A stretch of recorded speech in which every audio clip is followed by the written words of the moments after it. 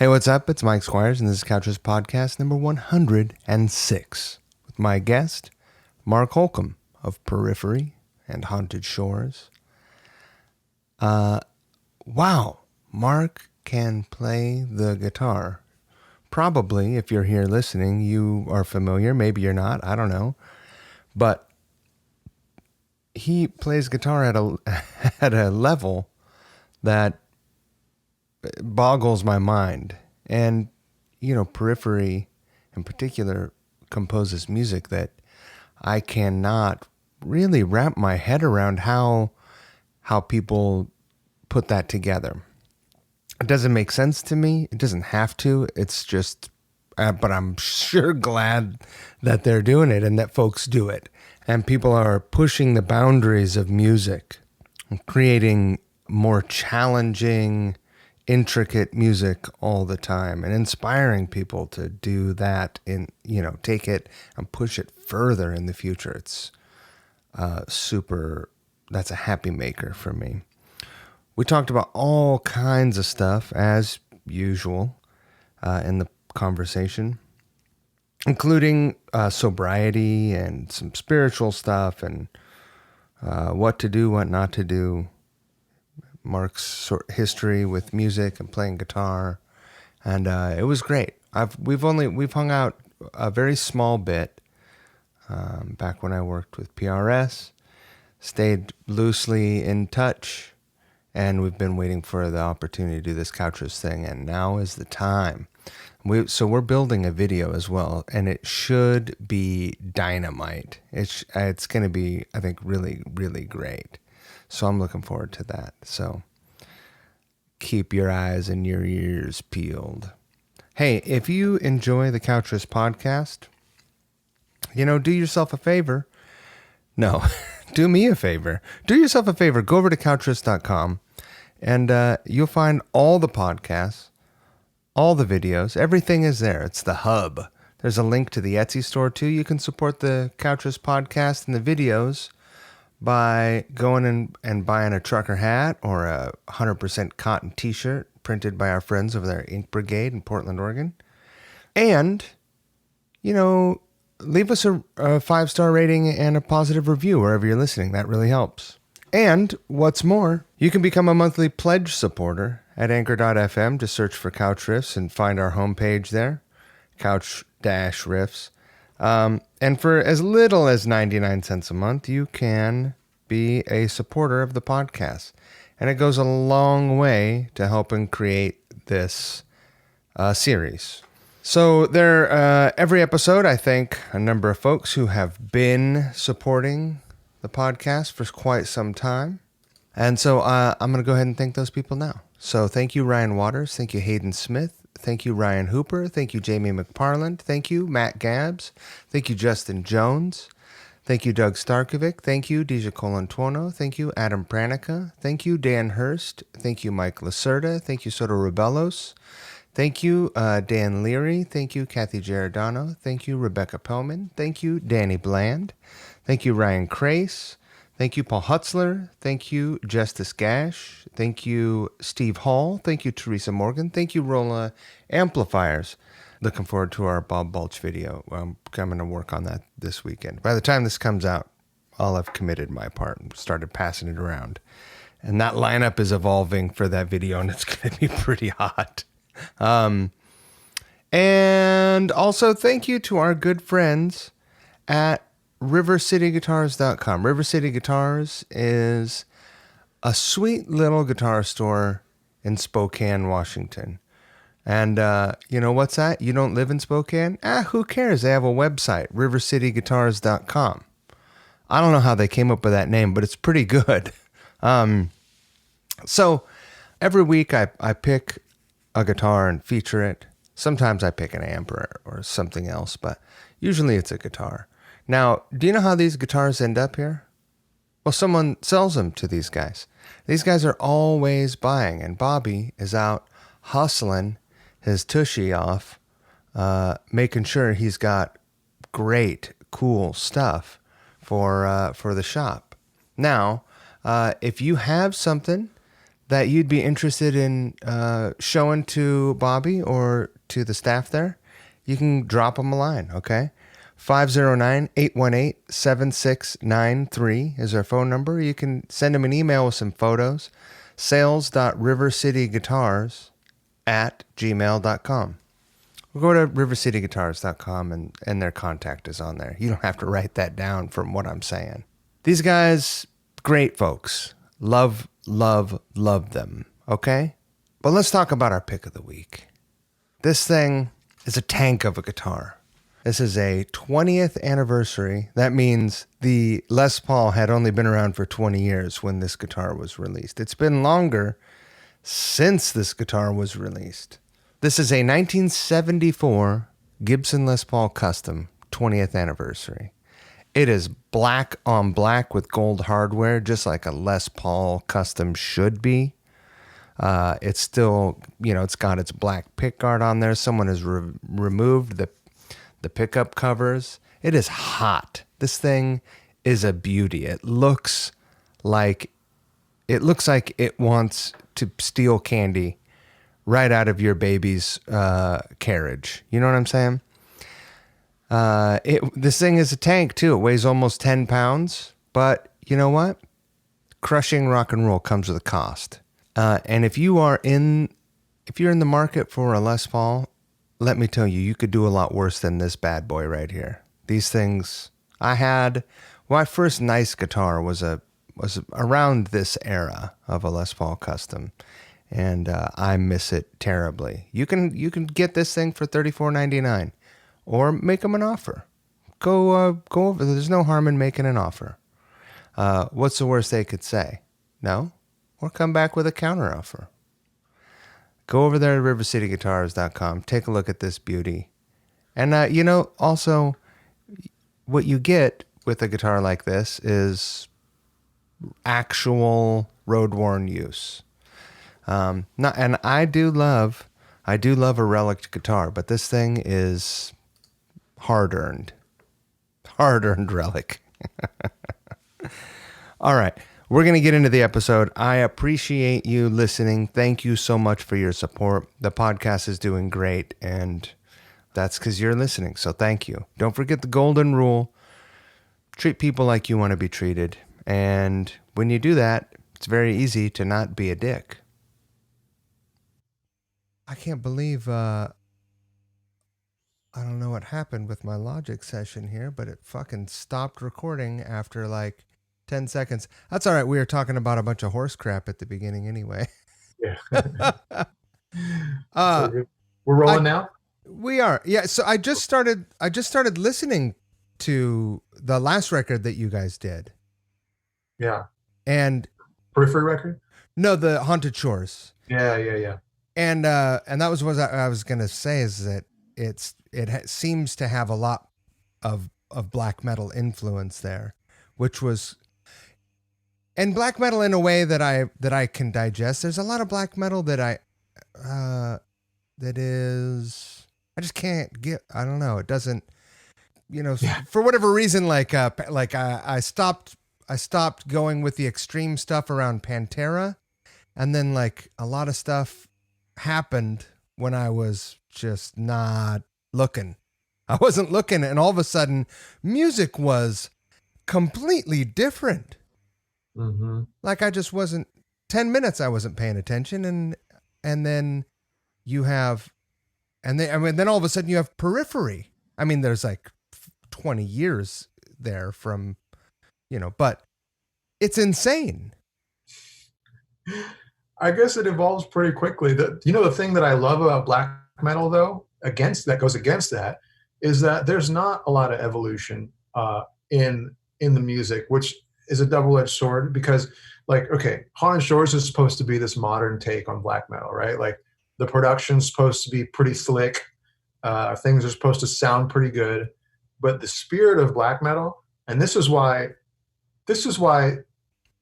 most metalheads don't really get down with black metal, because the production is intentionally lo-fi. It's their desired effect to have it sound like it was recorded in a litter box. It was. because it was probably. Uh, but you know, it's one thing I think that prevents a lot of people from getting into it, and even me. Like people will name like X and Y classic black metal band. They're like, dude, you gotta listen to this record. And I'll go back and be like, I can't. Like Right. my ears now are like so accustomed to a certain level of production and a quality of mix Sure. that if I can't if I can't sit there and like at least tolerate the production, I can't sit through it, you know? No, it's No. brutal. It's really brutal and just like, Yeah. yeah, ice picky. Yeah. A Honda Shores is supposed to be the a different spin on it. And that's kind of what the music I'm working on now is. It's everything's, you know, intensified, everything's faster and busier. It's just crazy people music. That's what I it's just nuts. Right. But what's that? I said, right. Yeah. It's just supposed to be mental music, but with a production that you can hear everything, you know, like you can actually digest the mix. Right. Uh, with black metal, I can put it together. Like I can imagine how a person would compose a black metal song. With prog metal, which is what you're most well known for, I just I can't wrap my head around how on earth because my brain thinks so much differently. And when I listen, I'm just like I'm dumbfounded, right? I'm just like, how does someone do this? How do they? What is the trajectory from like, okay, I just learned Smoke on the Water, and then 7 years later, I'm a fucking wizard, and I can do this. Yeah. Um, as far as like putting it together and arranging the music, that like song arrangement, actual song arrangement is sacred to us. And I know for a lot of prog bands, arrangement sort of takes a back seat because it's about cramming, you know, parts together, making sure that there's a part that it's in seven and there's a part in Right. 5 and 13, you know? Acrobatics and mathematics.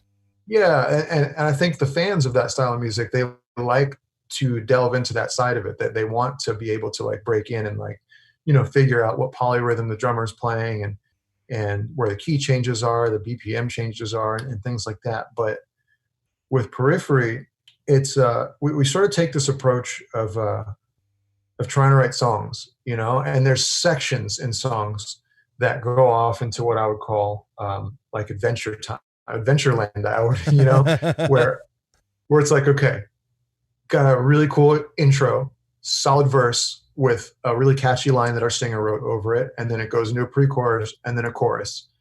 Should it go back to a verse or should it go into some like sort of wild riff that like precludes the verse? It's always about keeping some sense of flow and arrangement, but sort of having our cake and eating it too when it comes to this exploration and going off into Adventureland. Right.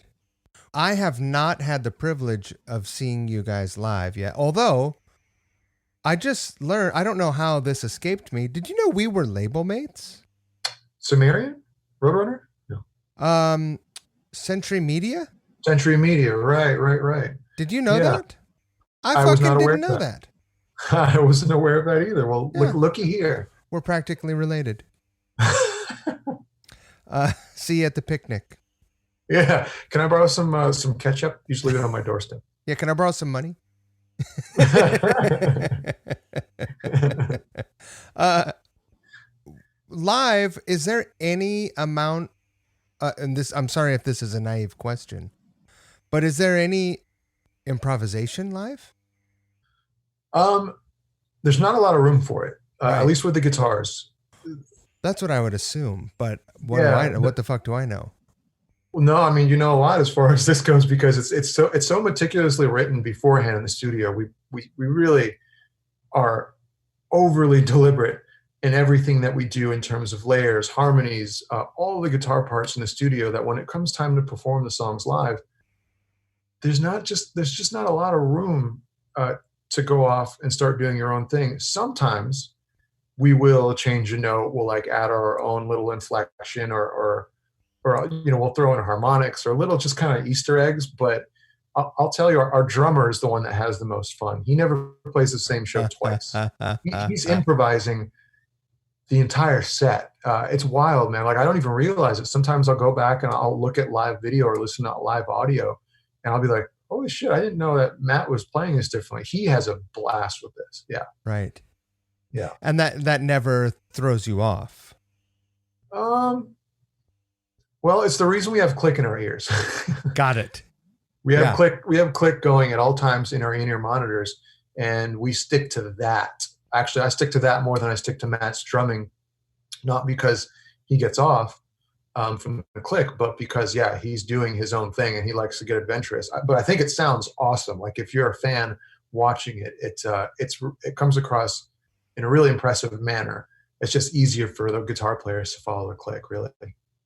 I find it hard as a guitar player. I guess when I'm talking to folks like you, I consider myself a guitar owner. I know. But man, I've learned like older prog songs, like some Yes and some King Crimson, this kind of thing, right? Some Frank Zappa. I'm a big Frank Zappa fan. Me too.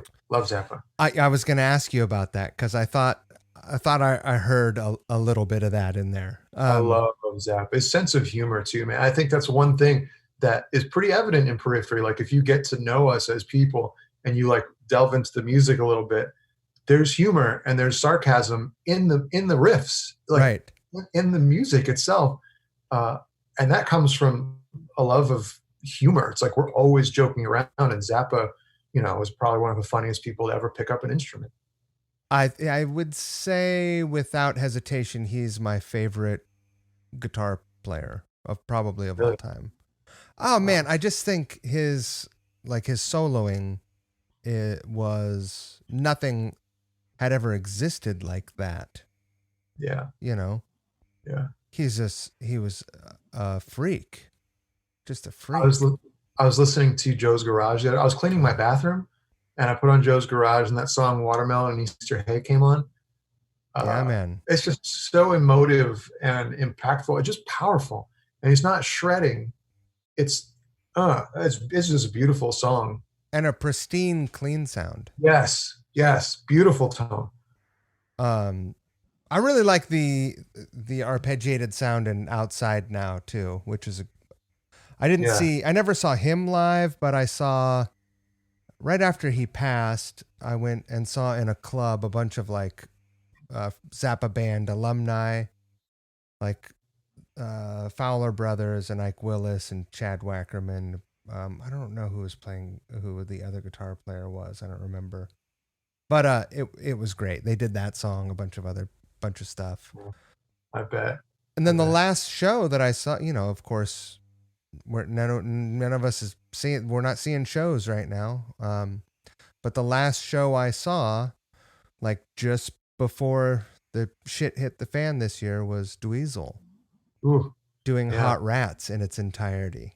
That's so cool. I don't know Dweezil. I've never met him. I've never seen him play live, but I really would love to see one of those shows where he takes on the old Zappa classics. It was phenomenal. His band was great. He sounded perfect. He's using, I think he's using a Kemper. Yeah. And, that allows him to tackle a lot, Right. And, that's awesome. And Travel Light. Yeah. Trust me. You don't got to sell me on the perks of traveling light and using the fractals, man. Those things were life changers. Yeah. Right. It's for us. Yeah. The other thing that show gave me was an interest in a ukulele bass, which I went out and got, because the last song on Hot Rats has an upright bass on it, and they're probably in a splitter, maybe they're in a bus, but they probably didn't have a trailer, judging by how much backline they had. Everything. Yeah. I think everything could fit in the bass, so they had a uke bass, and it sounded great. Hot tip: you ever want upright bass sound on a recording? Get a ukulele bass. Never would have figured. I've never even seen I don't even know what that is. What is that? Well, it is it's a ukulele, but 4-string and tuned, an octave below standard. It's like, Wow. Cool. it's great. Cool. Anyway, Damn. I got to mess with one. hot tip. Yeah. Thanks for the hot tip. For whatever hot tip from Hot Rats. For whatever reason, I've been playing a lot more bass lately, and I've really been loving it. Yeah, really? Yeah. I mean, I'll when we make our video, which we will not name, I'll play bass on that, and happily. I think that'll be great. Yeah, I've been for these Haunted Shore songs I'm working on, and for the Periphery demos I've been doing. I've been using this program, this Cubase plugin called Submission. My friend in Australia, Ermin, he founded this company that makes this fantastic product that programs bass and gets it sounding really natural and very realistic. Yeah, check it out for those listening out there who are looking for solutions. If you don't own a bass guitar, which I don't, yet you still want a really realistic sounding bass on your recordings for like metal and rock, Wow. that plugin is killer. You don't even own a bass. No, I don't know. I got to talk to PRS about that. I've asked them for a bass in the past, but I think I just ended up, because I have a yearly allotment of guitars I can get from them. Right. And I always just end up getting a guitar because I'm a guitar player. Right. Yeah. They should be able to toss one of those SE basses at you pretty easy. See if they'll toss you a blemished one and it won't even ding your allotment. I mean, come on. Yeah, maybe I'll ping Paul at like 3 a.m. or something like that. Oh, he would love that. He would love that. Well, that is one of my that's on my to-do list one of these days. Is just, I don't know if he keeps his phone on at night or off, but I want to leave him like 33 voice messages or something like that in the middle of the night, and just have him wake up in a panic. Because it'd be weird if he got 33 voice messages from me. He'd probably be like, "What's wrong with Mark? Is he having a mental breakdown or something like that?" No, what would be amazing is if you orchestrated the whole thing. So write out a sentence and then just leave one-word messages. So you'd have to listen to them in series to get the full message. That's the serial killer type of yeah, stick around, Mark. Stick around. Yeah. It gets better. Well, one of these days I will. Yeah, you should. I think that'll be great. But yeah, those basses are great, man. I loved playing those things when I was cruising around and selling them. Yeah. I gotta try one. I'll bother Paul one of these days. Yeah. Hopefully they'll come out with something in between, because they have, they just have like the Big Daddy, the Hog Dog bass, and then the SE basses. Yeah. They need to fill that niche. Yeah, there's this sound that I'm after. And this is why I like that plugin so much, because our bass player, Nolly, he has this really gritty, it's almost guitar-like, has a ton of mid-range. And he gets it with this bass that he developed with this company, Dingwall. Oh, yeah. And it just has this unique, distinct sort of grit to it that you don't find in other styles of music. But I have to say, like, for all the sort of tonal dorkery that we get up to, I think I'm most proud collectively of the way we've used bass in our music.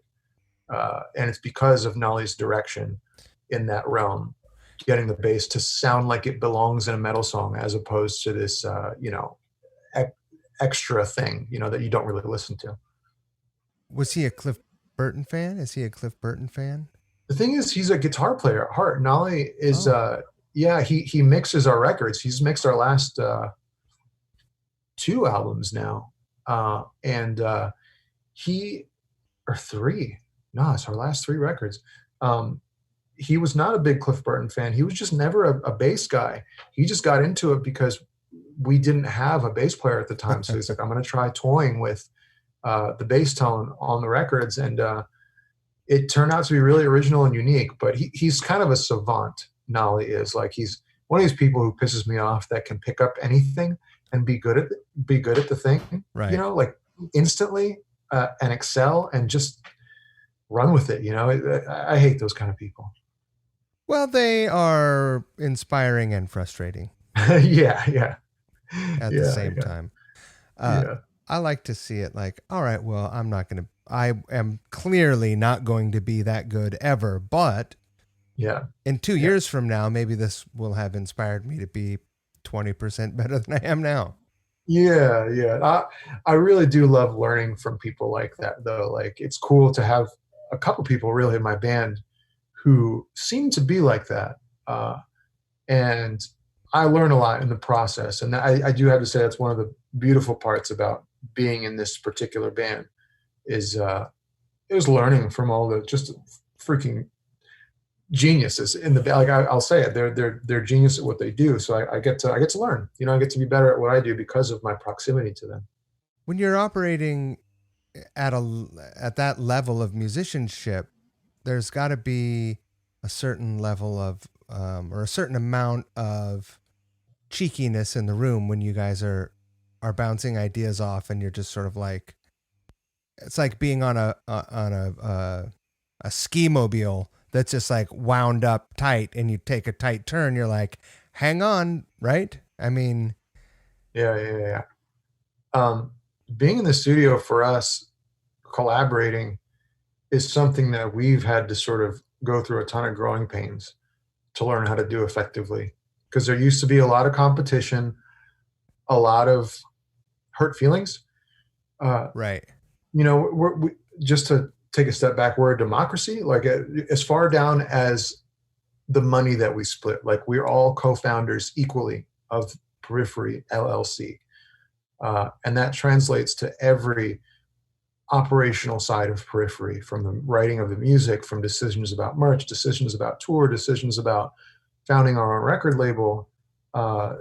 It's all a democracy. So that's really neat on paper, but when it comes to using that voice in a creative setting, when musicians can be weirdos, we can all feel very territorial. We can all feel overly partial to things that we write ourselves.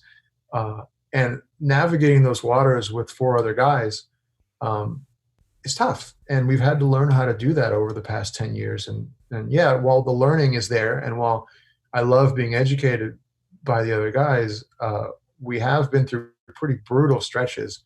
And it's something we've only got down over the past 5-6 years, I would say, of learning how to collaborate and to work with our best foot forward. Right. Yeah. Yeah. Whenever, especially in the studio, right? Yeah. Like once the studio's over, you're just left with the residual and reverberating feelings of the studio. Even if you get to a certain part in a song and you're like, I wanted this part to be this way and it's not, but here I am playing it anyway, right? Right. Yeah. How do you, in a democracy like that, I know how it has happened in my bands, and I have a new way of doing it, which I'll share with you after. But how, if it feels like a more or less like a tie, like you guys are split, how does that resolve? It depends what the issue is. Like if it's a creative issue and we're split, there's a certain level of feeling things out. Yeah. And if you're on the side that votes no to a certain part being in a song, for instance, we have to know why you're voting no. We have to hear you out. We have to really understand you. And at the end of the day, if someone really pushes back on a part, then we won't do it. I think it all comes down to trust. Yeah. Trusting one another, and trust that if someone really puts their foot down at a part or an idea or some kind of thing that someone else has brought to the table, we have to respect that, hear them out, and not just walk all over their opinion. Sure. So listening and being receptive is paramount for us, and that needs to be accompanied by trust. That's something that doesn't come immediately when you are starting a band, or even in the first few years of a band, right? Or first few records. No. You're right. I remember, man, like it sucked. I was very demoralized. We had a record called Juggernaut in 2014 that we worked on, and we had been a touring band firing on all cylinders for 5 years at that point. And I loved my guys. Like, we were brothers, you know, we'd done everything together. We'd grown from a tiny band to a bigger one. And when we started to hit these speed bumps, uh, we were all pretty demoralized because we're like, is this what it's supposed to be like? Like, are we supposed to be fighting this much? And you don't really realize that you're in the middle of another learning curve, you know, the real lesson in how to collaborate healthily and effectively. It's almost like as a band, you're in your teens. Mm-hmm. Like if your band is a, you know, maybe accelerated dog years, right? Yeah. You get that far into being in a band, and all of a sudden, you know, your ability to communicate is like it's like being in a submarine crew, I think is what I've called it a lot, where you're just like, you find each other, you can't escape. Yeah, yeah.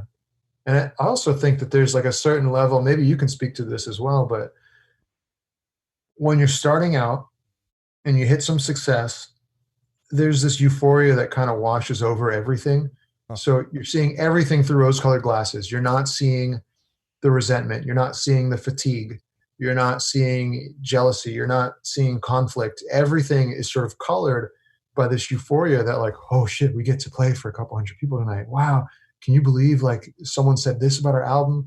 And it's all right. just this, you know, flying at you. And then eventually the glow wears off. And then you're Right. left with the sort of real life characteristics of all these things. And there's an adjustment, you know, there's an immediate sorry, it's the opposite of immediate. There's a gradual, um, you know, uh, period of getting acclimated to those kinds of feelings when the euphoria goes away. Yeah, when you're in the middle of the honeymoon, you never even notice the dirty underwear on the bathroom floor. Right, exactly. But after that honeymoon, Yeah, you're like, like, hey, holy wait a shit, minute, yeah, whoa. yeah, Uh, clean up, man. the way Yeah, the way that I have approached any sort of like disagreements, and it only really for me it's only worked if you're trying to make a decision with one other person. But I suppose it could be applied. But I think it's probably about the same as what you just said, just dumber. Uh, I'll approach the idea, and all right, on a scale of 1 to 10, and be very honest with yourself and with me. On a scale of 1 to 10, 10 being I can't live without this idea. It will haunt me and I'll lose sleep over it. Like that's how strongly I feel about it. And 0 being I don't really care. I'm just trying to voice my opinion and I yeah, just made it up just now. How do you feel about it? And that's we'll great. write it down rather than one person going first and then reveal and then that's that. If it's a tie, I don't know. I haven't experienced that yet. Like two people saying 7, but you know and and I've let go of whatever. If I'm like, it's like a 7 to me, and the other person was like 8 for sure, 8.5 maybe. Be like, Yeah, okay, fine. yeah. I like that. That's great though, because that ties in the whole conversation of like of context, you know, and like I was saying earlier, it depends on the part. It depends on who's saying it. Depends on why. Like, there's so much, and it can't be like every issue is a war. You know, No, you got to pick the battles. yeah, Everything. You have to be uh, deliberate about the hill that you die on. You know, yeah, and there's some hills that you have to die on. You have to be willing to die on for things you really believe in, uh, creatively. yeah, yeah, exactly. Yeah. Uh, hey, can we roll back super far? Let's go back. Let's hit it. I want to roll. I want to know how you came to play guitar. Did you grow up in a musical family? Not at all. Quite the opposite. I was a really dorky sort of outcast of a teenager, and I found the thing that made me feel connected to other kids was sports. And so I played basketball, baseball, football when I was a early teenager, and I really gravitated to those things. My dream was to play professional basketball. I still live and breathe sports. I love sports, but that was what I wanted to do, and I didn't care about anything else. I wasn't a particularly uh, smart kid in terms of my studies. I wasn't particularly dedicated to anything academic. And then I tore ligaments in my left knee playing basketball, and I couldn't really do anything for a while I rehabbed it. So I picked up guitar in 1995. I was 13 years old, and me and my brother started on the same day, and we started playing songs together. I started just learning whatever grunge song was popular at the time. Like I remember Alice in Chains and Nirvana and Stone Temple Pilots and that stuff. And yeah, I took to it pretty quickly, and I liked it so much at the beginning, not because I felt I was good at it, or not even because I necessarily enjoyed the instrument so much. Honestly, uh, it's because it made me feel part of something cool. Like I felt like I connected with people in a way that I didn't before. Like I could tell a kid in my class that I had an Epiphone Les Paul, Right. uh, and he'd be like, "Oh, cool! I got this Ibanez at home," and then instantly you have something in common with that kid, and you could say, "What do you listen to?" I listen to Green Day. Oh, cool! I listen to Offspring. Let's talk more. Let's hang out. So I really like that side of it, especially being kind of a socially starved teenager. Someone who is kind of too shy and awkward to mingle with others. In the traditional sense. So yeah, music in that sense was like a new beginning for me. Right. Do you think that your experience playing sports and competitive sports lent itself to the way you approached guitar, and then the way you measured your own progress against your brothers and other kids? I would say yeah, because one thing I was exposed to before guitar was this idea that you have to put in the work. Yeah. Like you have to be willing to take 50 or 100 jump shots to perfect your jump shot in basketball. But you have to be able to rehearse that, practice it over and over and over and over and over again. And nobody's going to see it, nobody's going to give a shit, Right. but you got to do it for you because you want the final product to be something successful. So I think maybe that side of it is realizing the value of practice. Uh, and people still ask me at clinics that they're just like, what would you recommend for a young up and coming guitar player? And I always say the answer sucks, and it's not glamorous, but turn your phone off, turn off any distractions, and just get in there and put in work. Just like LeBron James for years would show up earlier than everybody else and practice and put Right. in work on his form, on his technique, on everything. That has to be the mentality if you want to excel at something. There's no shortcuts. And fundamentals. I wish, yeah, Yeah, that's one thing that I wish I would have had patience, more patience for as a young player. yeah, Because I would come home. I was very poor, so I was lucky to have a guitar. yeah, Uh, yeah, and I would come home and play. I'd play my guitar before, like right when I woke up, before I had a shower, yeah, and cereal, yeah, and then I'd go to school. Sometimes I'd take my guitar with me and yeah. play it at lunch. And I would play it when I got home. I would play for 5 hours a day, 6 hours a day. Do you ever? Does it ever make you really happy? Like, I don't know, because you tell me if you ever feel the same. Because I had that same kind of relationship with guitar. I didn't have a lot of stuff when I was a kid or a teenager, so yeah, having a guitar was a godsend. It was like I won the lottery. Um, do you ever get really happy when you think of those days and like think of how lucky you are that you get to like be part of this world? I've been trying to tell myself that a lot, like these past 6 or 7 months while the music industry has been sort of in the toilet. Um, and it's just like that gives me this crazy sense of gratitude that I got to discover it at that age. And like, I don't know, just thinking of those days makes me nostalgic and in the happiest way.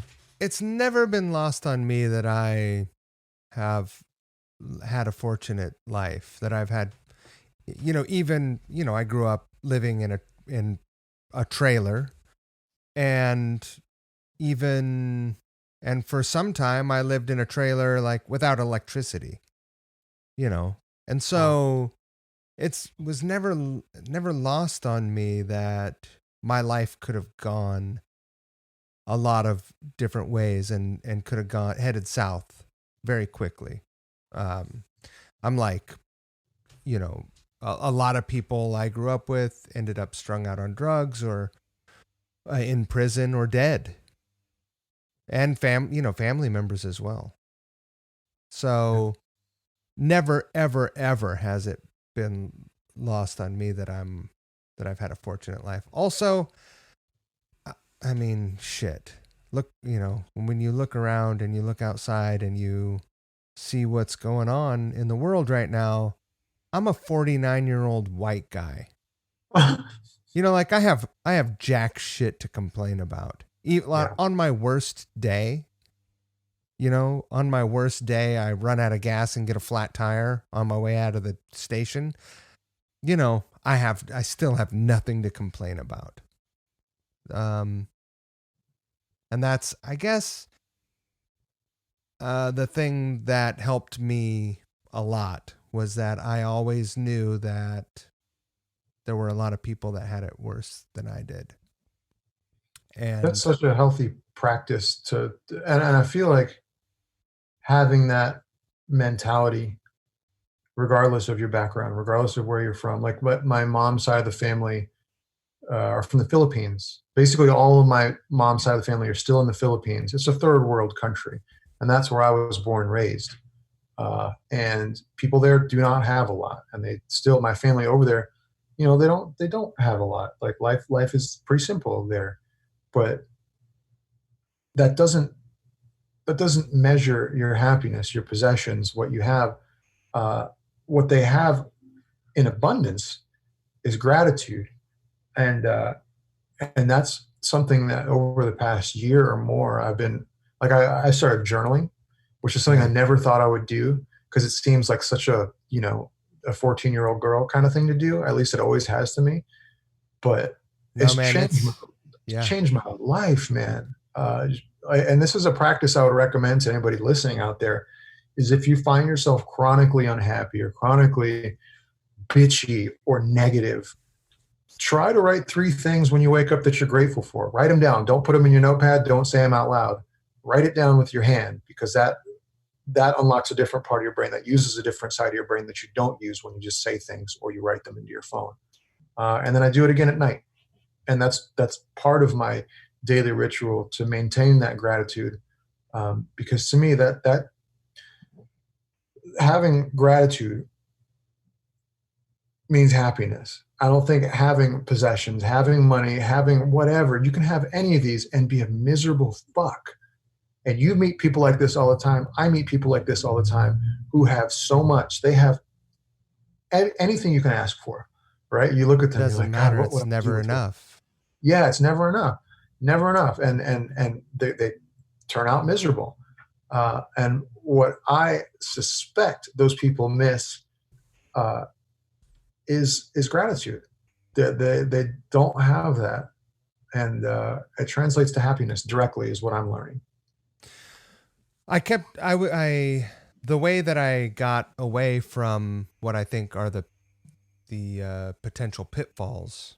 The way I escaped the potential pitfalls was that I joined the Marine Corps, and while I was in the Marine Corps, I actually journaled then, Mm, and which seems like an unlikely thing for like a 19 or 20-year old, like just like testosterone pumped male, but I was super into Rollins, and I was reading his books, and I was like, I'm going to start writing stuff down too. And then, I was just like pretty still angry about a lot of stuff from growing up. And I was, had left home, I was making a lot of realizations. Well, fast forward, 10 years. And I was going through some boxes and I found those journals and I opened them up and read them and immediately burned them because it was I was in such a like bad way. I just never, and it was almost like a ritual to burn them. It was like, all right, that's done. We are past this, Hmm. and we're not going to feel like this anymore, right? Wow. Uh, but I think I didn't even realize how miserable I was until I read my own words. And that's another thing about journaling that is pretty enlightening. Yeah, yeah. It's always interesting, like you're saying, like you go back and you're like, oh my God, who was I?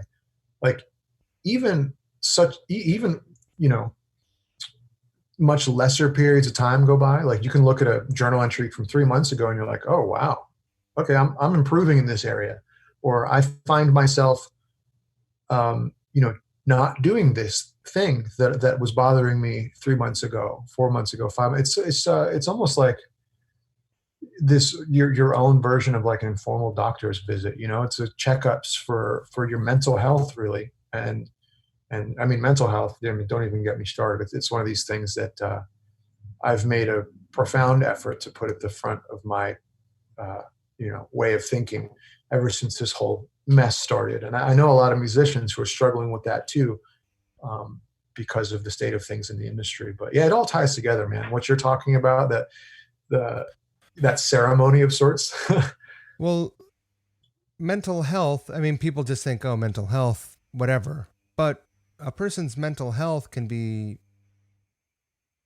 will affect you in so, your own mental health will affect you in so many different ways. And if your mental health is not, if you are not mentally healthy, you can convince yourself of a lot of fucked up things that are, not only untrue, but hurtful and Yeah, harmful.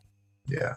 Oh, for sure, for Um, sure. And I've realized lately that if somebody says to you that they don't have anything mental health related that they focus on or work on, those are the people probably in the most need of it, you know?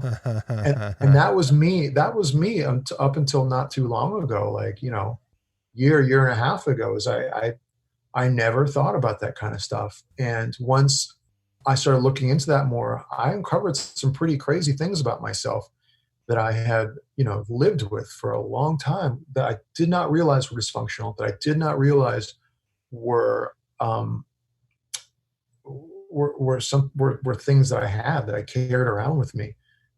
So I think just being cognizant and aware of that kind of thing and keeping it a part of your regular dialogue is super healthy in this day and age because we're just bombarded by distractions, And at the end of the day, with social media, with screen addiction, with all the stimulus that we're surrounded by, it all gets filtered through our brains, through our minds, right. and our perception. And if that's not healthy, it's going to all go to a bad place. And again, it's colored my relationship with social media, the way I communicate with people, how much time I give certain people in my life. Sure. Uh, it's really affected that too, because I'm trying to keep that healthy filter, that point of entry where all the stimulus goes into. I want to keep that healthy so I can manage my boundaries well with social media, with all the distractions, with people, just yeah. I mean, yeah, I have one of my aunts taught me a long time ago. She said, what other people think of you is none of your business. And I was like, changed my life. Like, I was That's good. like, Yeah, that truer words have never been spoken. yeah, Like, yeah, you're right. That is none of my business. But, we live in a day and age when everyone, like, the world is a town hall meeting. yeah, And, you know, there are some serious issues and they need to be addressed, but there are a lot of dumb issues yeah, that that need no attention. And unfortunately, like pop-ups they got to make money. Yeah, yeah. I've been speaking of attention and how much time you put forth to any given thing. I've been reading like my drummer Matt got me this book last year. Uh, I forget the name of it, but it's these are daily entries or daily quotes pertaining to Stoicism, Uh-huh. which Stoicism is all about worrying only about things you can control and focusing only on the aspects of certain things that you control. So your favorite celebrity gets a divorce, cool, doesn't impact me whatsoever. Don't even fucking read articles about it. Yeah. You know, Yeah. what does that? Who cares? Who cares? Yeah, I And wasn't even at their wedding. yeah, yeah, exactly. But that kind of thing, we all do such a large amount of. And Stoicism is all about limiting that kind of thing and really making your life as simple as possible by focusing only on the things you can control, period. I'm a sober person, and so Yeah, there you go. That's a little AA speak. that's a Yeah. big part of that. Yeah. Is because I've been clean. I haven't drank or done any marijuana now for coming up on 10 months. Wow. Yeah. How long have you been clean for? I'm coming up on 4 years, and Congratulations. prior to that, I had, when I moved to New York, I had myself a little slip up.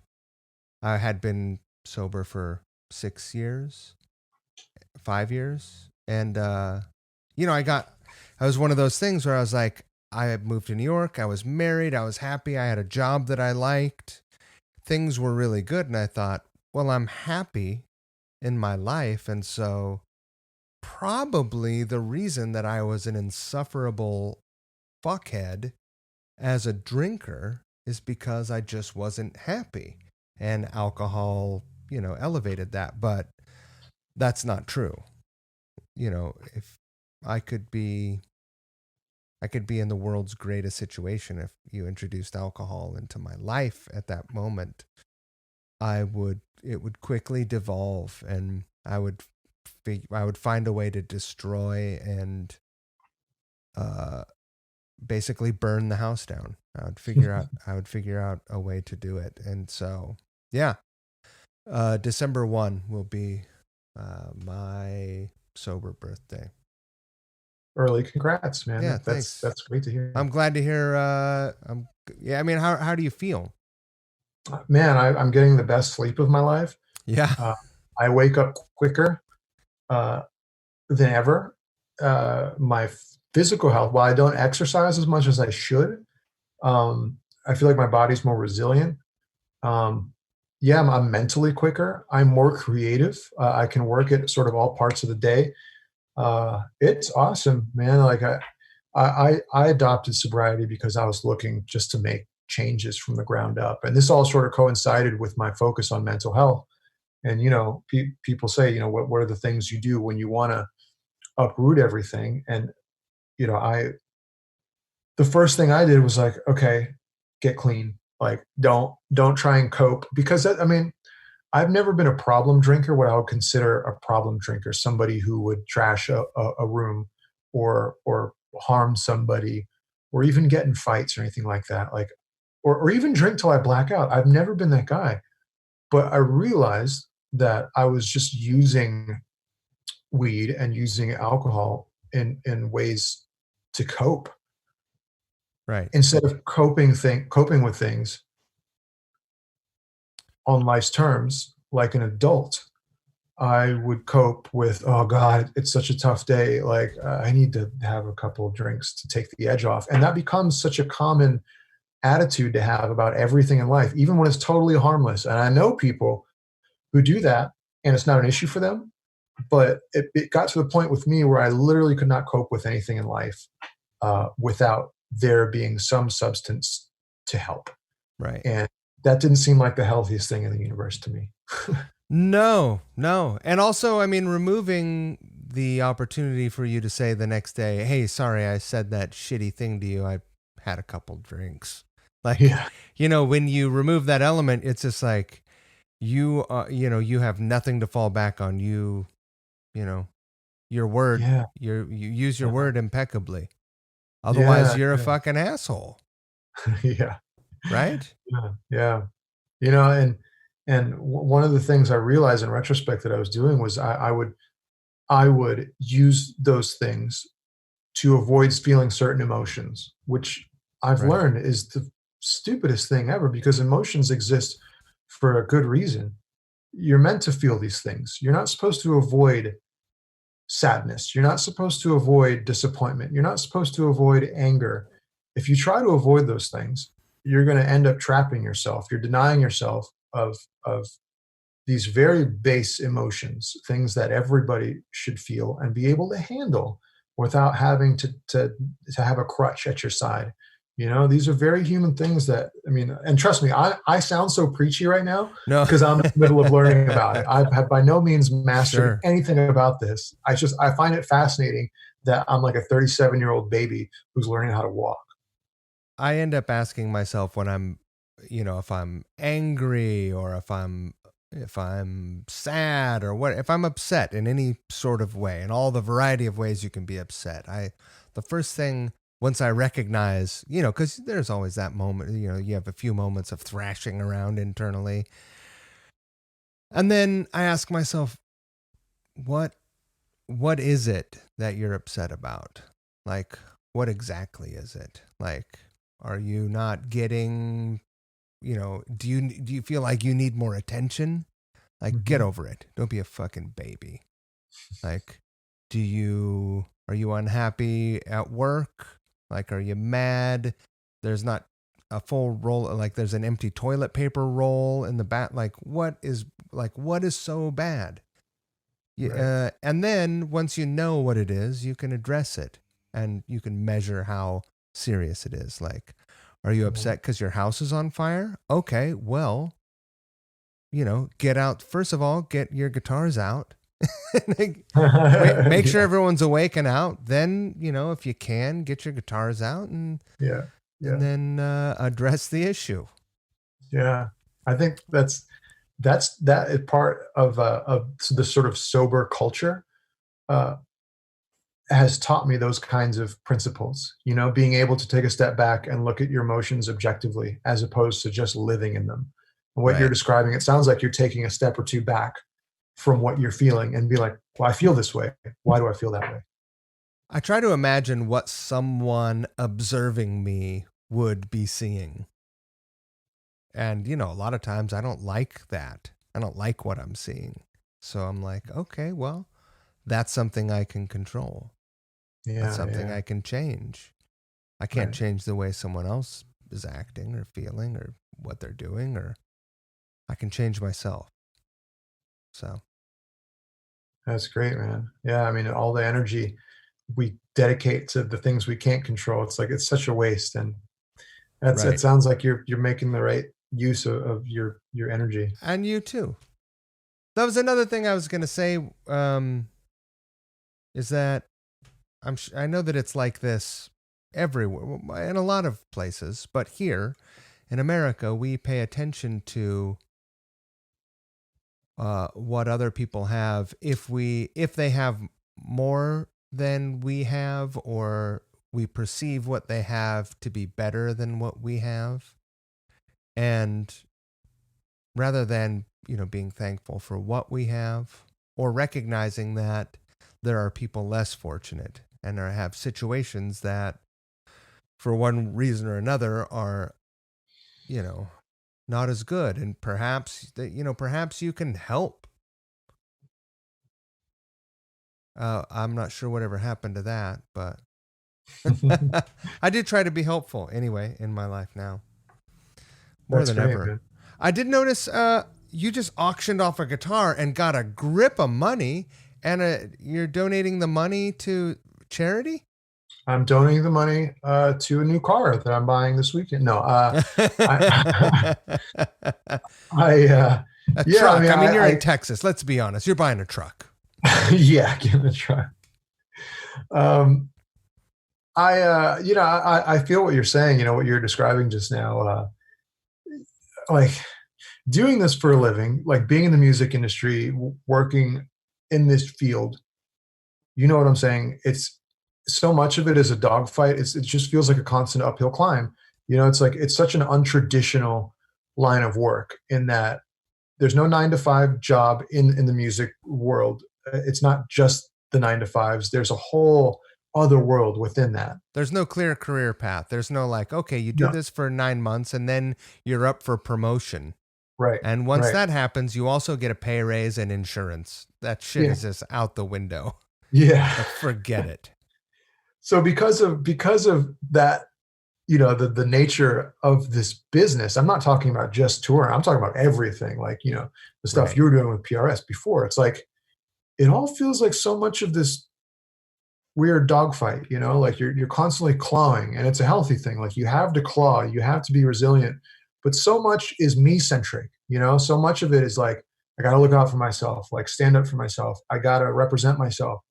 And I don't know, I just found myself at a point where I was like, okay, I've poured a shit ton of energy into making sure that my career has advanced far enough.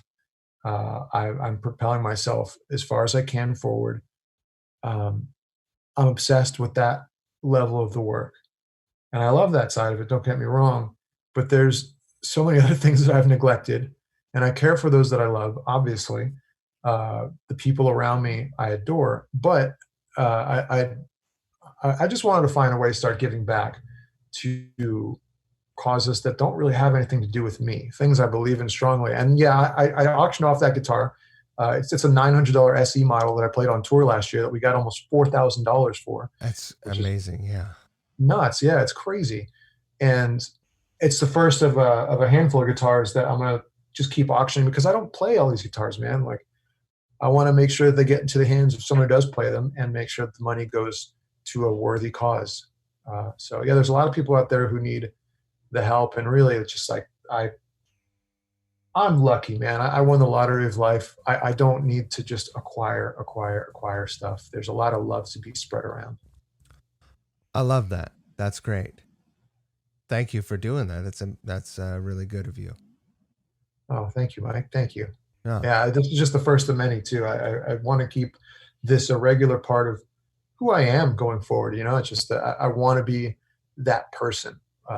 And that's a question I never really asked myself in the past. It's like, am I the person that I want to be?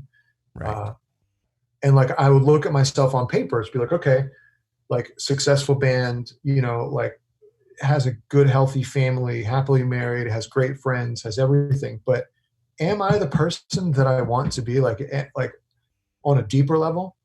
And I don't think that I was. So again, it's all part of the same thing, man. All of Of this, course. all the things we've talked about in this conversation, it's all tied together. It's in that same ball of self-awareness. The strange thing about this year, and I mean, I guess it's a luxury for me, of course, again, because I'm a almost 50-year-old white guy, but this year has afforded me the opportunity to sort of, I mean, this year has also been really fucked up for me, but it's afforded me the opportunity to stop and say, you know what? I, I don't have anything to complain about, and life is great. And, my life is, you know, it's very easy.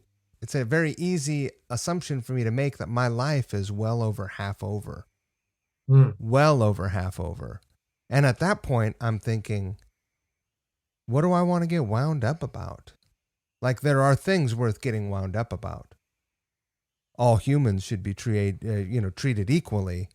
Everyone, people should have only the same worries in life, in any serious issue. I don't have to worry about getting pulled over in yeah, a car. Like, when I get pulled over in a car, I could probably cuss at a cop. I could probably take a swing at a cop and I wouldn't get shot. And that's yeah, fucked up, you know. yeah, yeah. Um That's just so infuriating to see happen across the country. Like, yeah, I don't know what that's like. You don't know what that's like. None of us know what that's like. I won't even pretend to know the feeling of that, but I know that it needs to be heard and listened to and paid attention to. Um, Even if you are, you know, suspicious of whatever other beliefs there are, you think that like I've heard people say that, oh, like the numbers are inflated. You know, cops don't really enforce that much violence on that community, on the black community, as the media says. But yeah, people say that, and that's a real opinion that's out there. I don't agree with it, but it's out there.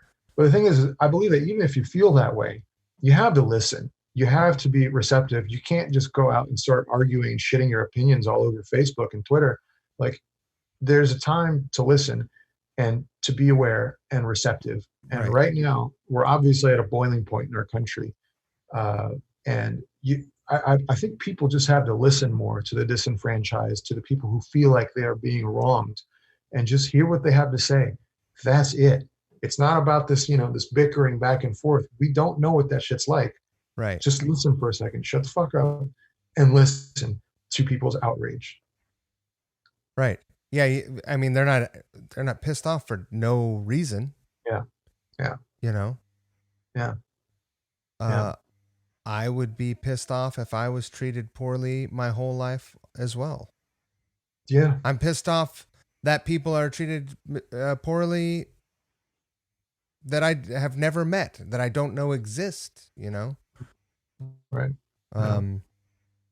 But yeah, I guess, yeah, with all that stuff in mind, I walk out of my door here and I'm in the country. Like, I'm surrounded by trees and farmland and, you know, I don't know. Like, I don't have helicopters flying overhead, and I don't have anything happening. So everything that I'm taking in is in the news format, social media, other forms of media, and it's a real balancing act. Yeah. There's so much out there. Yeah. It's screwballs, man. When you were playing, when you first were starting, how long before you felt like, oh, I'm good at this? Like, I can make this sound, I can reproduce a sound that I hear on a CD. Maybe it was a couple of years into it when I found out that I was excelling faster than my brother, that I could play things that other kids at school couldn't play yet, and I was learning quicker than those kids. That made me feel pretty good. And that's when I realized, oh, okay. And then 4 years after I started playing, my brother and I, we moved to Spain, southern Spain, to be with my mom and our stepfather, who was Navy, which is the reason they were there. So my dad was living, my dad, me and my brother were living together in Southern California when I started playing guitar. And then where at? Near Temecula, Riverside County. Yeah, sure. Yeah, and that's where I lived from 95 to 99. And then because of money, basically, it was easier for me and my brother to relocate to Spain. And I had to start over, like start a new social circle, meet new people. And when I started meeting the kids there at my school, that's when I really felt like, oh shit, like I think I have a gift with guitar. Like I think I like this enough to the point where I want this to really define who I am, based on what other people thought of my guitar playing. So yeah, that was when I really started to take it seriously, about 4 years into when I was playing. And so you were how old at that point? 17? I was 17 years old when we moved to Spain. Yeah. And you were going to school on bass? On bass. Yeah. Are you fluent Spanish? I was at a certain point in time pretty close to fluent. I go to Spain, try to go to Spain once a year. My wife's Spanish. We met there. And so all of her family's still back there. And I pick it up again pretty quickly when I go back. because I most of her love family doesn't Spain. speak English. So yeah, I have to. I love Spain. Where's she Where, from? so she's from Andalusia, like southern deep Spain. Uh huh. Uh, yeah, it's like an hour and a half from Seville, from Sevilla. Uh huh. Yeah, where have you been at in Spain? All over. The first time I ever, the first tour, really, first time out of the country and first real tour I ever did was Spain. Wow. Yeah. And it Did you was go great. south? Did you go like past Madrid? Well, we went to Sevilla. Oh, We listen, played there and we played in Valencia and yeah, yeah, uh, San Sebastian all the way up and yeah. Madrid and uh, the the big city. Barcelona, Yeah, Barcelona, Barcelona. yeah, yeah. And a couple of other places. I mean, it was like 2 weeks, 10 days, 2 weeks. And I mean, that's a funny thing is, how big is Spain? It's smaller than Texas, right? It's tiny. I don't know if it's smaller than Texas, but it's tiny. Yeah, yeah. Although I was going to make this comparison that there are so many places like the music fans there are it's different. It's like, if you went to California, you would go and you'd play like what, maybe 3 shows. Yeah, You'd yeah, play 3 shows, maybe four. Like you'd hit maybe you do San Diego, you do an LA show, you do San Francisco or yeah, Oakland, and like I don't know, maybe you hit somewhere outside of LA or you hit Sacramento, maybe. yeah, yeah. But Spain, you could play every little place, like every little town, just about. It felt like. Of course, I was still drinking, Yeah, but I just fell in love with Spain. I fell yeah. in love with everything about it. I fell in love with the fact that you can triple park in the heart of the city, and people don't beat your ass.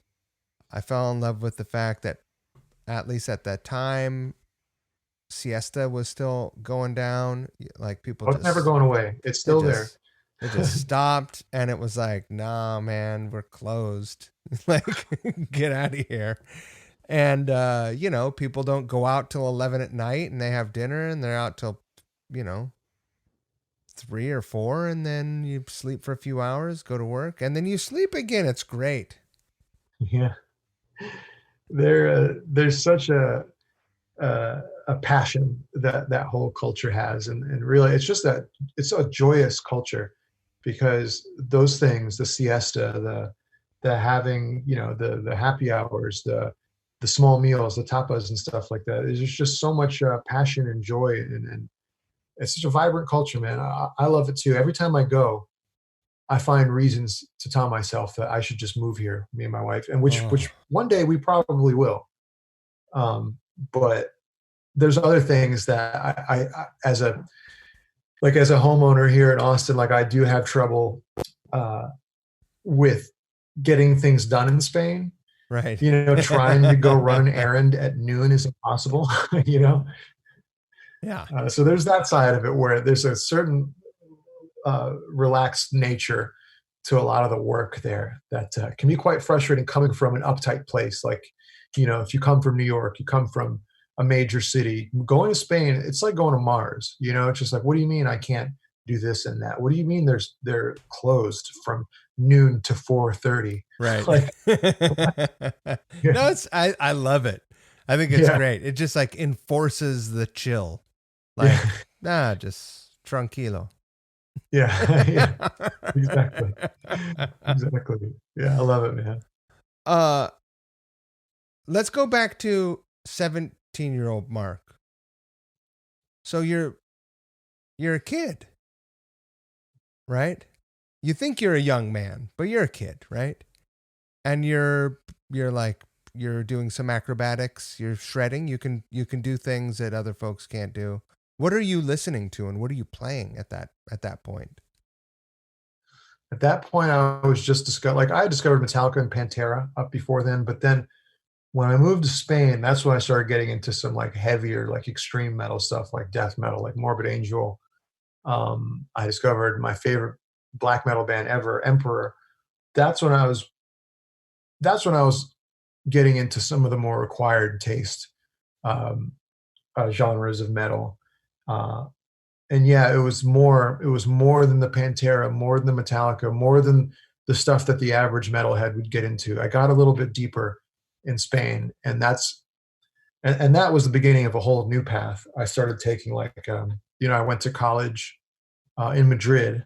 I Oh, started wow. out there. I did a couple years in Madrid, and I met some people who liked the same music as I did. We would go see Opeth together. We would go see Porcupine Tree, like these sort of weirder bands that not most of the metalheads didn't get Right. in Spain, like Meshuggah. Um, Oh, yeah, all these other bands, and I found my circle pretty quickly, and I knew that I had a real passion for that world. And yeah, it's weird, man. Like all those bands really had an impact on who I ended up becoming later in life. Like I don't know where I would be without those bands, the ones I just named. Particularly Devin Townsend's another guy. Like all those artists I got into pretty much that period of my life, 17, 18, 19 is when I went off the deep end as far as metal goes. right. And did you have a band or were you playing with like other people there? I had a band when I was 17 in Spain, in Rota, the town I lived in, Hmm. the military town.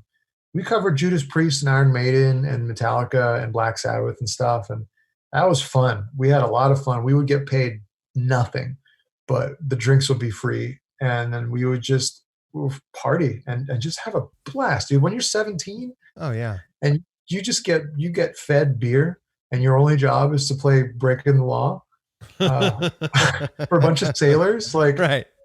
it was my dream life. I felt like you know Steve Vai in that little town because of how cool the whole environment was. Just a great uh, experience for a 17-year-old kid. Right. Yeah. And at what point did you come back to the States? 2004, my girlfriend, who's now my wife, Vanessa, she decided to go to Washington, D.C. for college. And I went to California for half a year, just take some time off. And then I joined her in the fall of 2004 in D.C. To go to college, like to finish out my bachelor's degree. Um, Where at? American University I in played there D.C. once. Oh, really? You played at AU? I played there. Wow. What year? 2000? Wow. Damn. Yeah. The Did year you play outdoors or 2000. indoors? I was drinking. I think that it was indoors and it was on campus. It was it was like a student body whatever booked thing. It was the day of the Million Family Yeah. March. Um that would be easy enough for me to research and pinpoint exactly what day it was. But I remember because our bus driver was said some pretty like disturbing shit and I was just like, wow.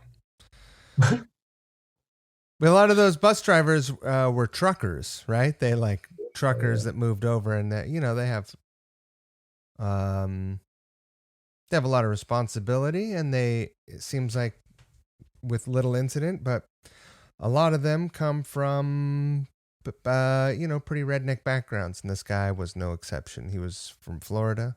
A lot of rednecks are from Florida. Anyway, yeah, I'm sorry. I sideswiped you with a story of my racist bus driver. I said the term redneck a couple of years ago, and somebody was offended. They were like, "You can't say that." And I'm like, "What?" Really? You can't Yeah, say that? yeah. It's They're like, "You can't offensive? say redneck or white trash." And I'm like, "What do you mean?" Like, yeah, you can't say that. That's offensive to a lot of people out there. I'm like, the fuck would be offended at that? Right. Motherfucker, I grew up in a trailer. I'll say redneck white trash if I want to. Yeah, uh, man. so I have to assume. Let me ask you this: were you in D.C. or in Maryland all the way until 5 years ago when you went to Yeah, Austin? I was in DC from 2004 until 2015. I was a DC kid, young Yeah. adult. Man. I love DC, man. DC is one of my favorite places on the planet. Love it. Yeah. Yeah. It's a crazy place. Yeah. You know what I It's a like out weird there? place. Atomic Music. You know that fucking place? Yeah. I love What a Atomic. crazy place, man. Yeah. It's just like you walk in and you're like, what the fuck is this? It's like a junkyard. And Yeah. but then you walk up and down the sort of like aisles and you start to see, oh, there's stuff here. Yeah. And they It's a want little- to sell you stuff too. yeah. And they Yeah. have a great line. You in a band? Everyone that walks in, oh, you seem like maybe you're in a band. Like, because everyone that walks into a music store is probably either in a band or wants to be in a band. And if you're in a band, the first thing you want to do is tell someone about your band, right? until you put out a couple records and you're like, I don't really want to talk about my band right now. But that place is great. I've gotten some great deals there. Yeah. Killer shot, man. World class. Uh, it's certainly one of a kind. Yeah. Yeah. Did you get involved with PRS because of your proximity? Was that how you were introduced, or? Partly, I had a friendship with some of the people at PRS first, and then I met Paul, and that was just because they're a stone's throw away from DC. Yeah. And then I just met Paul at NAMM, and he knew who I was because of them, because of the mutual friends we had at PRS, and we started talking, and it was born out of a really cool conversation I had with him. We hit it off, and I'd always had this kind of fetish for his guitars, but they always seemed a little bit too rich for my blood. I know I the never feeling. considered them to be the kind of metal guitar you take on the road and beat up and stuff. But he was very adamant in the beginning, and this was like 2014 or 2013 or something. He was like, I bet you I could make you the best guitar you've ever played. And when Paul Reed Smith tells you something like that, like, you listen. Well, he's also a fella who definitely loves a challenge. Oh yeah. He gets off on that. Yeah. Yeah. And he knew that what I did was very different than the kind of thing he normally did. Like, I wanted a longer scale guitar. I wanted a flat fretboard. I wanted it to be a metal guitar. And that's like, I wanted a 7-string and an 8-string. And like, he was all about it. And I have to say, like, he built me and Tosin from Animals as Leaders, the first 2 8-strings ever that PRS ever made. And he was quite emphatic about wanting to do that because he saw it as a challenge. Right. What were you playing before you started your relationship with PRS? A bunch of different stuff. For a little while, I had taken a couple brands on the road. Ernie Ball, Music Man. I had taken out some Mayonis guitars. They're a Polish guitar maker. Aristides, Dutch guitar builder, fantastic company as well. And it's just kind of a smorgasbord of stuff. I never settled on a company just because it didn't occur to me to do so. Right. And it felt right with PRS because, like, yeah, they were neighbors of mine in DC. They lived so close. You could drive there, yeah. Yeah. And Paul turned out to be a good friend. Like, he's someone I still adore, like, as a person, and a really good inspiration for me. And it just made sense on so many levels. And I love the people there, and they are addicted to perfection, and they see challenges as positives as opposed to obstacles. So yeah, there's just a lot of similarities there between my philosophy on things and theirs, and they're a fabulous group of people. Yeah. Your signature, I feel like I remember this spec just from working there, is 25.5-inch scale. Is that right? So Yeah, that was very unusual for them. Yeah, they do 25 all across the board, I'm pretty sure. And I wanted that extra half-inch because of that low drop C tuning that we do. We do drop A tuning and drop B flat. And that guitar handles all that. All that. I don't switch guitars. The only switch I make is now we have this tuning that goes down to drop G. So both the fifth string and the sixth string are tuned to G. And for Can you that, hear that? oh yeah, oh it's so heavy. What gauge of string do you use in order to? In the studio, I think we use on that low G, that sixth string. It's got to be pretty stout. It's pretty Oh substantial. yeah, like a 60 something. Right. Yeah, It's like but recently I just swapped out the bridge on one of my models for an Evertune bridge to handle that tuning live. right. So that's what I'll use going forward, Are just for that you? guitar. I typically don't get into this sort of technical speak, but I feel compelled to ask you because of like drop G. I haven't even. Is that a very common thing? No, No, I was gonna say like that seems impossibly low. But are you using what gauge of pick are you using? oh, I use pretty thin picks. I love thin picks. Yeah, Yeah, yeah, I do too. Well, I mean, by most folks' standards, I use like the what is this a 73, yeah. the yellow That's pretty thin. Tortex. Yeah, yeah, Because I can, you know, I'm not the most delicate guy, but I can ease up on it, or I can get aggressive, and I don't have to worry about fret buzz or whatever. I don't have to worry about much. But if I had a thicker pick, it would be a mess. So yeah. that probably helps, I guess, using a thinner pick. I actually don't even notice, man. Like I don't notice the difference. Like I just like the feel of a thin pick. I find that I play differently and I have more fun using a thin pick. I don't know if it like I've never noticed the benefit of using it on heavier strings um, or lower tunings. But yeah, it's funny, man. These tunings are kind of just ways to shake up creativity. Like Right. that's why I do such low tunings because it's new, like it's new to me. I've never messed with it. I've never written with it. So I figure why not try and write something different sounding, it's like a shortcut to write something that sounds different. Right. That's if you like, I've got that Nash is in like a weird open G. My acoustic is tuned to an open E. I've got a couple of guitars tuned into some almost open, like alternate tunings, so that I can get weird chord voicings.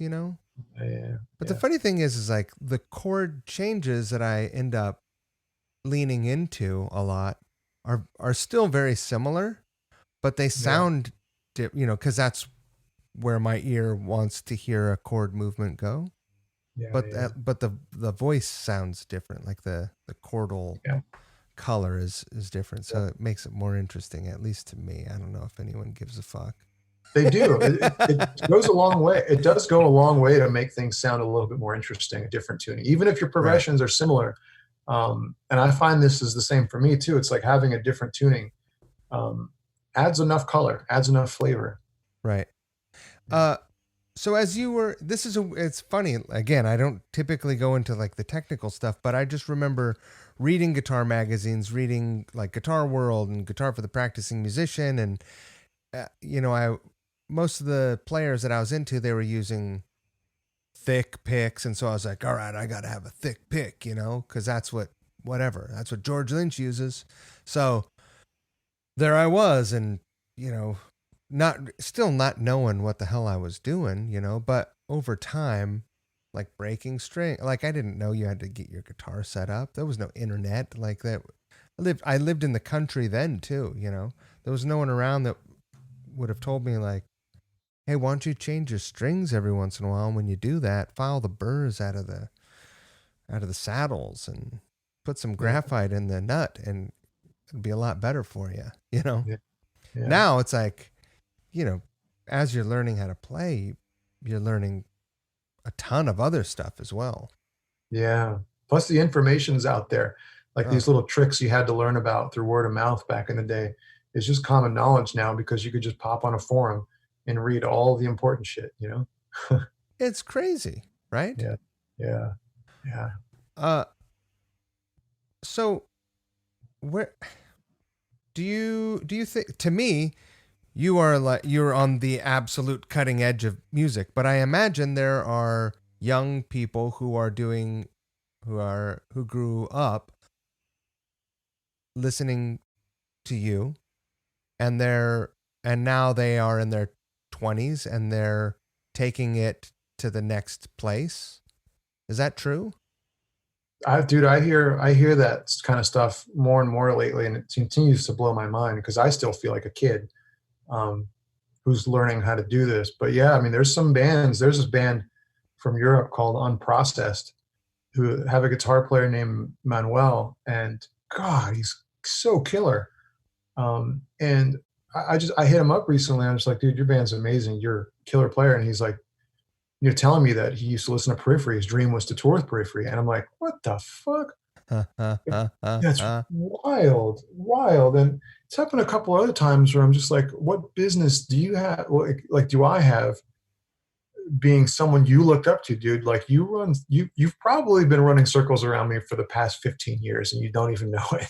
Like, that's wild. That's incredible, though. Yeah, it's definitely a pinch me kind of thing.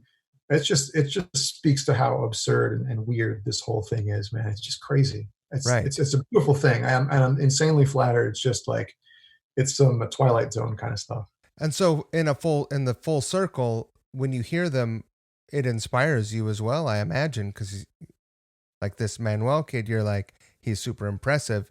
Surely you're listening to him going, wow, what the hell? Yeah, it does inspire me. It does really inspire me. Like it kind of makes me want to have that attitude I had in the beginning, where you know you just want to climb and improve and break through, and because there's a certain kind of fuck it mentality when you're trying to claw your way into the circle, like Right. into success that I feel like I really want to tap into now again.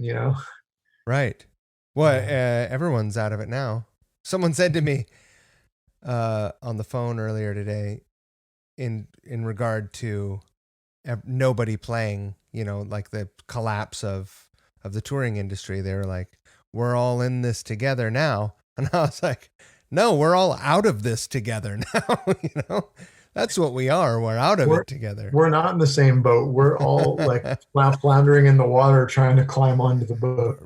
Yeah, trying to reach the life rafts, which are losing air. Yeah.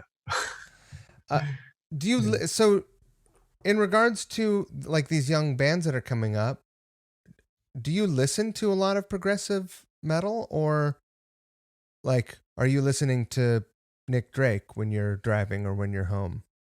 Not specifically Nick Drake, but yeah, music that's pretty far. Not it, yeah, music that's not um, technical prog music. I mean, every once in a while there's a record that comes out. Like, every time Animals as Leaders puts out something, or John Petrucci just announced his solo project that I can't wait to hear. Right. Um, but there is, yeah, every once in a while there is a release that I gotta jump all over. But for the most part, man,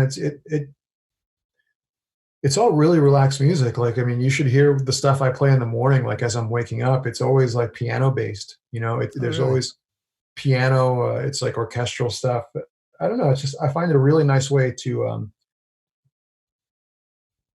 just reset things. It's like clearing the cache folder, clearing the cache in your browser. It's just like it's a nice way to clean your slate. Sure. Is Yeah. there anything that would surprise people to know that you listen to with regularity, or any like guilty pleasures for driving? Oh man, for driving. Well, this is not a guilty pleasure. This may surprise some people, the piano thing, but like there's a composer named Olafur Arnalds, an Icelandic guy, who I adore. Everything he does, I love. There's like I like a lot of film music. There's this guy named Johan Johansson who passed away a couple years ago, Icelandic as well, who I listen to quite a bit. He's done some soundtracks for some pretty big movies, and I mean sometimes like my wife will play like a Taylor Swift song, and I'm like, that's pretty cool, you Right. know. Yeah, it turns out they're good pop songs, and that's why they're popular. That's why they're popular. Yeah, yeah, there's no witchcraft going on. That's why people like them. Right. Yeah. Yeah, people are afraid of witchcraft. Yeah. They are.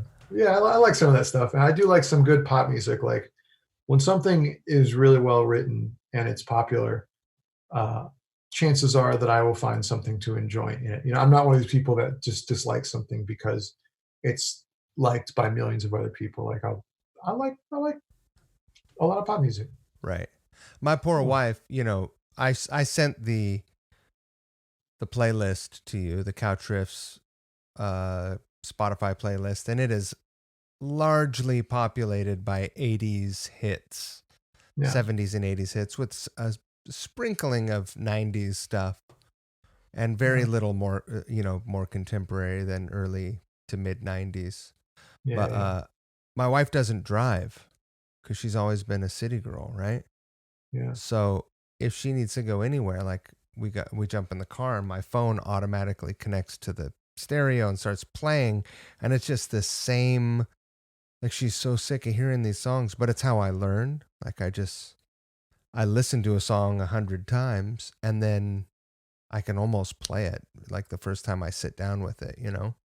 Yeah. Uh, That's awesome. but she's just like being pummeled by this shit. But talk about guilty pleasures. There's a lot of guilty pleasures on there. You saw it. There's some like Thompson Twins and Flock Yeah. of Seagulls and Nothing wrong with that. some Duran Duran. Yeah, for sure. Yeah. Uh, where? What do you think? What do you think happens with progressive metal from here and progressive music in general? I mean, to me, I thought the first time I heard King Crimson that it couldn't get like where was it going to go from there, and then well it goes a lot of places from there. Man, I don't know. It just I'm never surprised anymore when there's this freak 19-year-old kid who can do things that I've never heard before. Uh, it's almost like sports in a way because you saw Michael Jordan play. People thought that there would never be anybody else who could change the game like him, and then there were a couple others who Yeah. came along and changed things as well. Um, and it's the same with technical proficiency, and I feel like that's such a huge determining factor in where progressive music can go. As someone's technical ability as far as their instrument goes, and you just hear so much new stuff all the time, and I can't even comprehend half of it now, and it's really promising. And people love to play the cynic and love to play the critic and say that, oh God, music's not what it used to be and stuff. And I hear that in a way because the world has changed so much. But That's fine that music's not what it used to be. Some of it is, but yeah, imagine if it all was. How fucking yeah, boring. yeah. And there's legitimately some stuff going on now and things to come in the future that have never been done before. And it's really it's an optimistic time for me as a musician, looking at all the youths out there, as Joe Pesci would say. Yeah. When, when was the last? You're in Austin, Texas. When was the last time you went to a blues jam there? Oh man, you randomly walk into them sometimes, like Right. accidentally, like there's some of my favorite bars that I would go to. Of course, like I'm not drinking anymore, so I don't really go bar hopping. Yeah, it's been a while, but I don't even Yeah. know when the next time will be because so much of it happens by accident. Have you? This might be a naive question, but would you sit in on a blues jam and Oh, would you dude, feel no, I can't. comfortable? No, that's not my forte. Like I could, yeah, Right. there are great improvisers out there, but feel nowhere near capable enough to handle that kind of role. No, there's so many guys out there who can slay that kind of thing, but not me, man, not me. I mean, Austin is one of those places, kind of like Nashville, where like the people bagging your groceries can write a song better than any song you've ever written, and the person pumping your gas can shred circles around you. And it's just Yeah, like, it's yeah. ridiculous, right? Yeah, that's real. It's real in Austin. Everybody does something here. Everybody plays something. Everybody paints something, draws something. It's a town full of artists, and I love that about the city. And it makes me wish coronavirus didn't exist, so I could get back to being a normal social person again. Well, uh, yeah, who knows? I try to stay optimistic about how that will play out. Yeah, that's Um, good. That's good.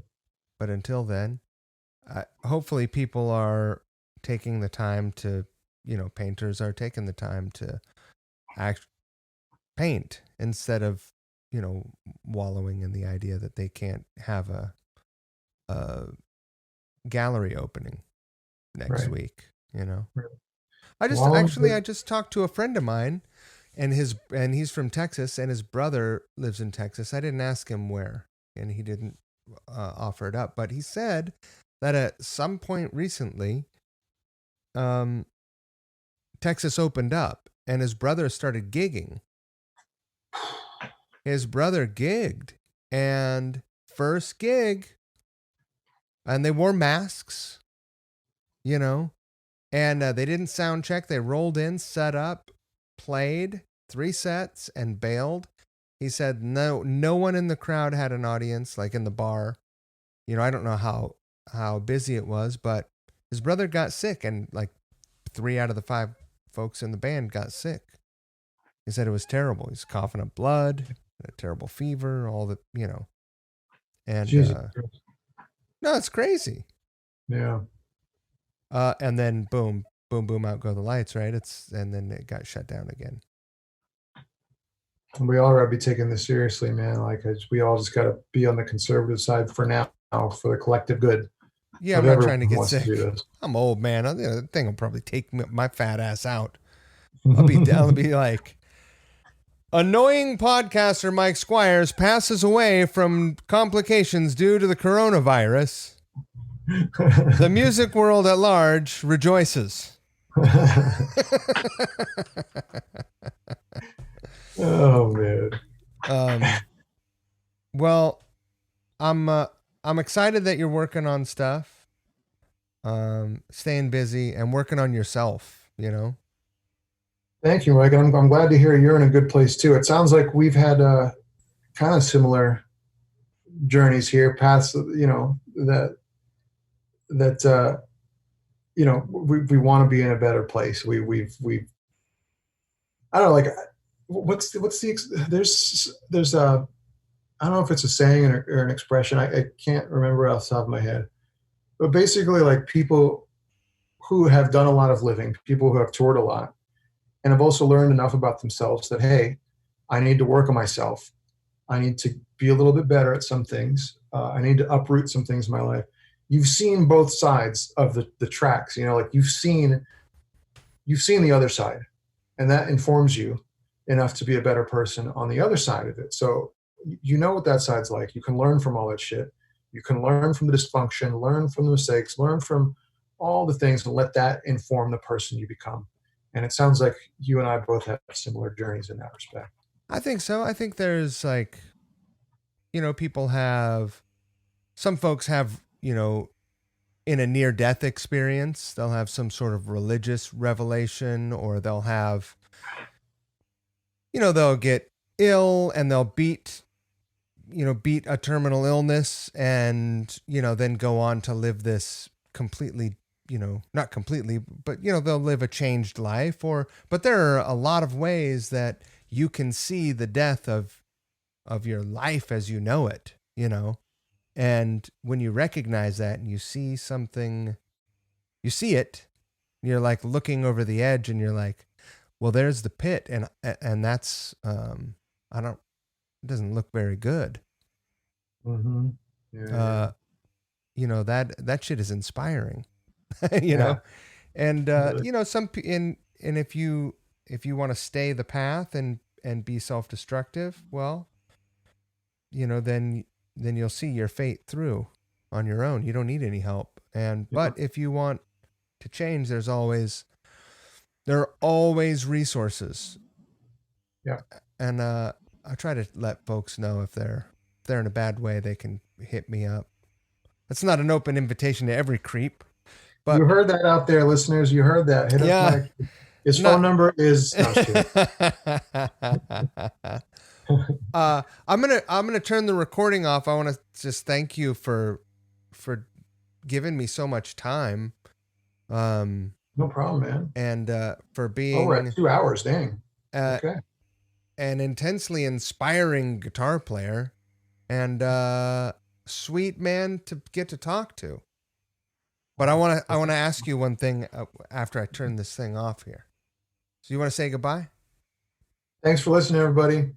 Hope you're well. Stay safe. Be happy. Remember the golden rule.